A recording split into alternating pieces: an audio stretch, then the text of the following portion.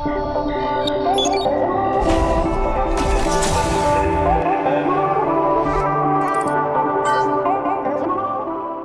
nonton videonya, udah pada cuci tangan belum? Pause dulu video ini. Pause dulu video ini. Cuci tangan yang bersih. Pakai sabun. Pakai sabun. Cuci tangan yang bersih pakai sabun. Ayo, kita tungguin.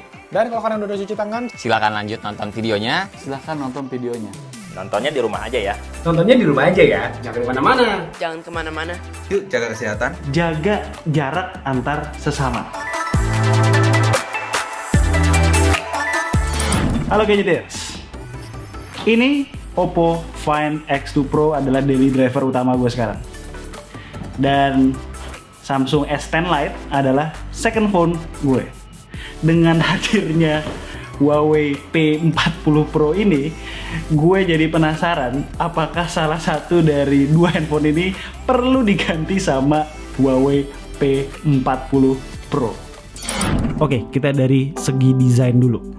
Bodi Huawei P40 Pro terlihat generik, layaknya hampir semua handphone Android di tahun 2020 so far ini. Mungkin ini yang membuat looknya jadi kurang premium ya. Catatan khusus aja kalau ngelihat langsung, bump kameranya nggak terlalu gede.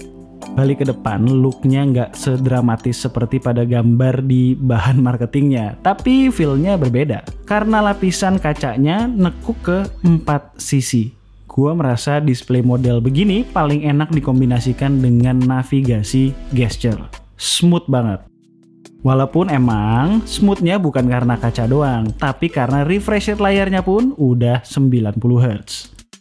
Selama make P40 Pro, kami nggak pernah sekalipun mindahin settingan refresh rate ke 60 Hz. Karena dengan settingan mentok dan efisiensi power ala Huawei, kami bisa dapetin SOT 7 jam dari baterai berkapasitas 4200 mAh dengan pemakaian medium to heavy. Bagus banget. Tapi bukan berarti kami nggak ada komplain. Kapan nih P-Series dikasih display QHD+?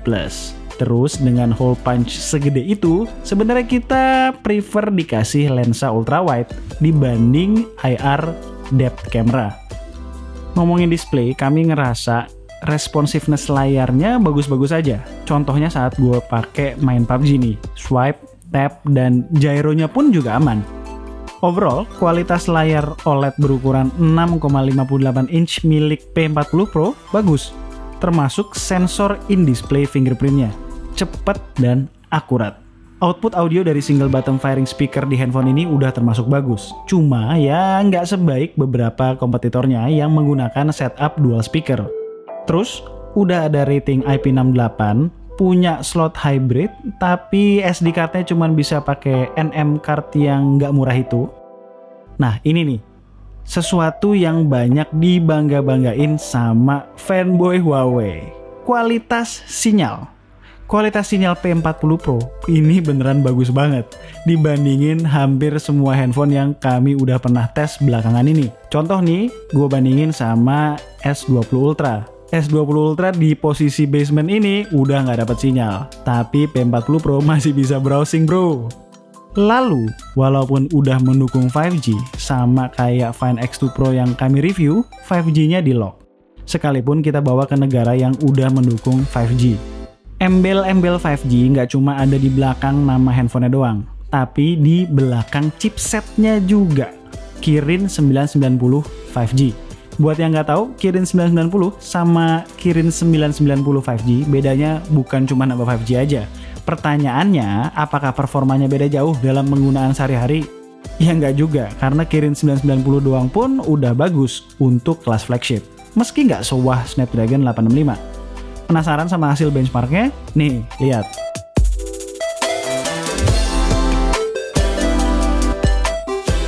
Apapun ceritanya, kami nggak bisa cuma bergantung sama Huawei Mobile Services dan Android 10 aja. Jadi ya harus install JMS. Kami udah pakai GMS non resmi selama 2 minggu. So far, semua fungsi yang sering jadi bahan pertanyaan berjalan dengan normal. Contoh, misalnya Gojek, MBCA, main Pokemon, Netflix, lancar kok. Justru masalahnya timbul dari fitur notifikasi. Seperti misalnya notifikasi Gmail dan Twitter yang nggak muncul. Ribet juga sih kalau bentar-bentar harus keluar masuk aplikasi untuk lihat update apa yang terbaru. Sejujurnya kami nggak terlalu merekomendasikan cara install GMS yang ada saat ini. Tapi kalau tetap mau coba, pahami kendalanya dan resiko harus ditanggung masing-masing ya. Harus kami sampaikan juga, prosesnya nggak mudah. Kayak pas Mate 30 Pro di video tempo hari. Untuk performa kameranya udah kami kupas tuntas di video sebelumnya. Linknya ada di kanan atas kalau kalian mau nonton lagi. Cuma di sini kami mau highlight beberapa hal. Mulai dari spek kameranya dulu. Yang paling atas itu lensa ultrawide 40 megapiksel dengan f1.8, di bawahnya lensa utama dengan sensor RYYB 50 megapiksel dan f1.9 beserta OIS.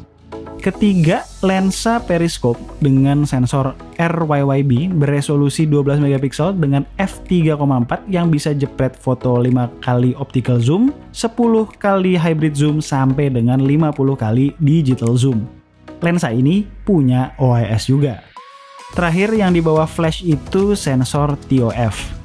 Kalau ada yang kurang, sekarang lensa ultrawide-nya udah nggak bisa dipakai buat jepret foto makro. Untuk selfiean, ada kamera 32 megapiksel.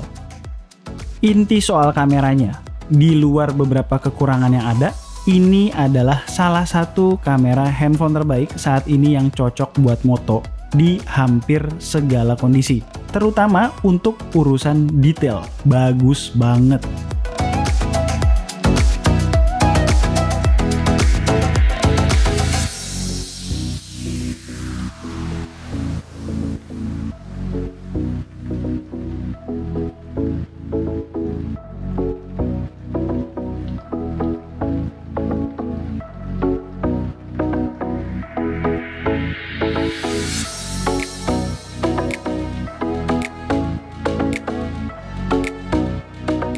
Soal terbaik atau enggak? Ya, harus tunggu kamera battle kita selanjutnya.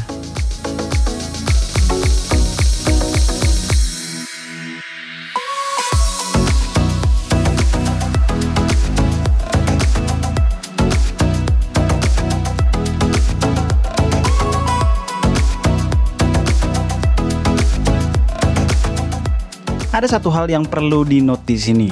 Perbedaan karakter foto antara mode AI off, AI on, auto biasa maupun 50 megapiksel high resolution mode, processingnya mirip-mirip aja. Nggak ada yang bener-bener jomplang atau lebay. Sedikit tambahan, kami melihat begitu masuk ke hybrid zoom 10 kali ke atas sampai 50 kali, gambarnya mulai berasa pixelated. Kayak ada tangga-tangga gitu. Bandingin deh sama shot dari Find X2 Pro ini. Harusnya bisa nih di-tuning anti-aliasing lebih jauh. Ketika kita merekam video, lensa defaultnya adalah lensa ultrawide. Tapi ketika kita ngezoom, dia akan berubah ke lensa utama sampai 1x. Nah, ketika zoom lebih jauh, itu yang jalan adalah tetap lensa utama, bukan lensa periskop. Jadi tentu hasil zoomnya itu tidak akan sebagus saat kita jepret foto pakai lensa periskop di 5x atau 10x. Hampir kelupaan, fitur ultra slow-mo 7680 fps tetap ada, kayak di Mate 30 Pro juga. Dan sekarang ada dua fitur menarik di menu edit pada galeri foto. Yang pertama, remove passerby untuk ngilangin orang yang lewat-lewat dan mengganggu pemandangan. Jangan lupa opsi moving picture alias live photo harus on ya, untuk bisa menggunakan fitur ini. Dan fitur yang kedua, remove reflection. Jadi kalau moto dari balik kaca, bayangan kita sendiri di kaca bisa diminimalisir. Cuma nggak selalu bekerja dengan maksimal, tergantung kepekatan bayangannya juga. Oke, yang terakhir soal ngecharge nih. Ngisi baterai dari 0-80% cuma perlu waktu sekitar 30 menit. Tinggal tunggu 20 menit lagi supaya penuh. Terus bisa mendukung wireless charging 27 watt. tapi harus pakai Huawei Supercharge Wireless Charger ditambah wall charger Supercharge 40 watt bawaan dari paket pembelian handphone. Kalau reverse wireless charging mah pasti ada, kan dia pionirnya. Oke, itu adalah Huawei P40 Pro. Kalau kalian langganan lama di channel kami, K2 Gadgets itu dari dulu sangat-sangat kritis sama image processing handphone-handphone Huawei sebelumnya. Bahkan kami notice banget kalau misalnya ada gadgeters di luar sana yang fans berat Huawei itu paling sebel kalau kita bilang Huawei jepret foto orang jadinya aneh. Kita sering kok ngeliat di komen-komen. Tapi ketika Huawei memperbaiki itu semua dan image processingnya di Mate 30 Pro tuh udah mulai bagus, ya kami juga harus appreciate. Dan sekarang ini sudah di-improve lebih lanjut di P40 Pro. Kalau dulu di Mate 30 Pro tuh bagus, tapi kadang-kadang nggak konsisten.